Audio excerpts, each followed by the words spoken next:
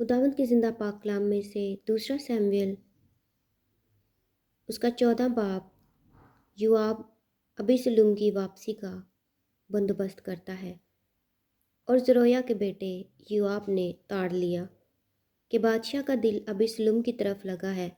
सो योआब ने तकुआ को आदमी भेजकर वहाँ से एक दानिशमंद औरत बुलवाई और उससे कहा कि ज़रा सोग वाली का सा भेस करके मातम के कपड़े पहन ले और तेल ना लगा, बल्कि ऐसी औरत की तरह बन जा जो बड़ी मुद्दत से मुर्दा के लिए मातम कर रही हो, और बादशाह के पास जाकर उससे इस तरह कहना। फिर योआब ने उसे जो बातें कहनी थीं सिखाईं। और जब तकवा की वो औरत बादशाह से बातें करने लगी तो ज़मीन पर औंधे मुंह होकर गिरी और सिजदा किया करके कहा, ए बादशाह तेरी दुहाई है। बादशाह ने उससे कहा, तुझे क्या हुआ?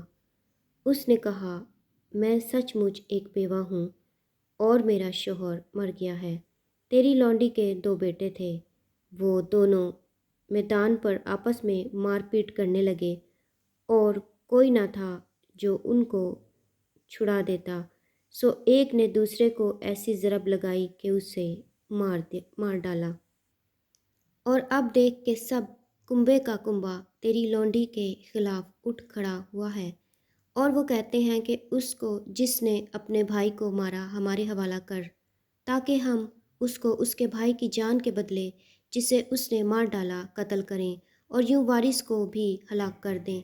इस तरह तो वो मेरे अंगारे को जो बाकी रहा है बुझा देंगे और मेरे शोहर का ना तो नाम ना बकिया रुए ज़मीन पर छोड़ेंगे। बादशाह ने उस औरत से कहा, तू अपने घर जा और मैं तेरी बाबत हुक्म करूँगा। तकवा की उस औरत ने बादशाह से कहा, ए मेरे मालिक, ए बादशाह, सारा गुनाह मुझ पर और मेरे बाप के घराने पर हो, और बादशाह और उसका तख्त बेगुनाह रहे। तब बादशाह ने फरमाया, जो कोई तुझसे कुछ कहे उसे मेरे पास ले आना, और वो फिर तुझको छूने नहीं पाएगा। तब उसने कहा कि मैं अर्ज़ करती हूँ कि बादशाह खुदावंद अपने खुदा को याद करे कि खून का इंतकाम लेने वाला और हलाक ना करने पाए, ता ना हो कि वो मेरे बेटे को हलाक कर दें। उसने जवाब दिया, खुदावंद की हयात की कसम, तेरे बेटे का एक बाल भी ज़मीन पर नहीं गिरने पाएगा। तब उस औरत ने कहा, ज़रा मेरे मालिक बादशाह से तेरी लौंडी एक बात कहे। उसने जवाब दिया, कह। तब उस औरत ने कहा कि तूने खुदा के लोगों के खिलाफ ऐसी तदबीर क्यों निकाली है, क्योंकि बादशाह इस बात के कहने से मुजरिम सा ठहरता है, इसलिए कि बादशाह अपने जलावतन को फिर घर लौटा कर नहीं लाता, क्योंकि हम सबको मरना है और हम ज़मीन पर गिरे हुए पानी की तरह हो जाते हैं जो फिर जमा नहीं हो सकता। और खुदा किसी की जान नहीं लेता, बल्कि ऐसे वसाइल निकालता है कि जलावतन उसके यहाँ से निकाला हुआ न रहे। और मैं जो अपने मालिक बादशाह से ये बात कहने आई हूँ, तो इसका सबब ये है कि लोगों ने मुझे डरा दिया था। सो तेरी लौंडी ने कहा कि मैं आप बादशाह से अर्ज़ करूँगी, शायद बादशाह अपनी लौंडी की अर्ज़ पूरी करे, क्योंकि बादशाह सुनकर ज़रूर अपनी लौंडी को उस शख्स के हाथ से छुड़ाएगा जो मुझे और मेरे बेटे दोनों को खुदा की मिरास में से नेस्त कर डालना चाहता है। सो तेरी लौंडी ने कहा कि मेरे मालिक बादशाह की बात तसल्ली बख्श हो, क्योंकि मेरा मालिक बादशाह नेकी और बदी के इम्तियाज़ करने में खुदा के फरिश्ता की मानद है। सो खुदावंद तेरा खुदा तेरे साथ हो। तब बादशाह ने उस औरत से कहा, मैं तुझसे जो कुछ पूछूं तू उसको ज़रा भी मुझसे मत छुपाना। उस औरत ने कहा, मेरा मालिक बादशाह फरमाए। बादशाह ने कहा کیا اس سارے معاملہ میں یوآب کا ہاتھ تیرے ساتھ ہے؟ اس عورت نے جواب دیا، تیری جان کی قسم اے میرے مالک بادشاہ، کوئی ان باتوں سے جو میرے مالک بادشاہ نے فرمائی ہیں دہنی یا بائیں طرف نہیں مڑ سکتا، کیونکہ تیرے خادم یوآب ہی نے مجھے حکم دیا اور اسی نے یہ سب باتیں تیری لونڈی کو سکھائیں، اور تیرے خادم یوآب نے یہ کام اس لیے کیا تاکہ اس مضمون کے رنگ ہی کو پلٹ دے جو میرا مالک دانش مند ہے اور میرا مالک دانش مند ہے، جس طرح خدا کے فرشتہ میں سمجھ ہوتی ہے کہ دنیا کی سب باتوں کو جان لے۔ تب بادشاہ نے یوآب سے کہا، دیکھ میں نے یہ بات مان لی، سو تو جا اور اس جوان ابیسلوم کو پھر لے آ۔ تب یوآب زمین پر اوندھا ہو کر گرا اور سجدہ کیا اور بادشاہ کو مبارک باد دی، اور یوآب کہنے لگا، آج تیرے بندہ کو یقین ہوا اے میرے مالک بادشاہ کہ مجھ پر تیرے کرم کی نظر ہے، اس لیے کہ بادشاہ نے اپنے خادم کی عرض پوری کی۔ پھر یوآب اٹھا اور جسور کو گیا اور ابیسلوم کو یروشلم میں لے آیا۔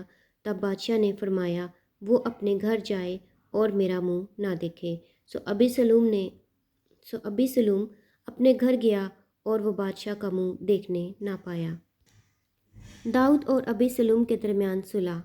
اور سارے اسرائیل میں کوئی شخص ابیسلوم کی طرح اس کے حسن کے سبب سے تعریف کے قابل نہ تھا، کیونکہ اس کے پاؤں کے تلوے سے سر کی چاندی تک اس میں کوئی عیب نہ تھا، اور جب وہ اپنا سر منڈواتا تھا، کیونکہ ہر سال کے آخر میں وہ اسے منڈواتا تھا، اس لیے کہ اس کے بال گھنے تھے، سو وہ ان کو منڈواتا تھا تو اپنے سر کے بال وزن میں شاہی تول کے مطابق 200 مسکال کے برابر پاتا تھا۔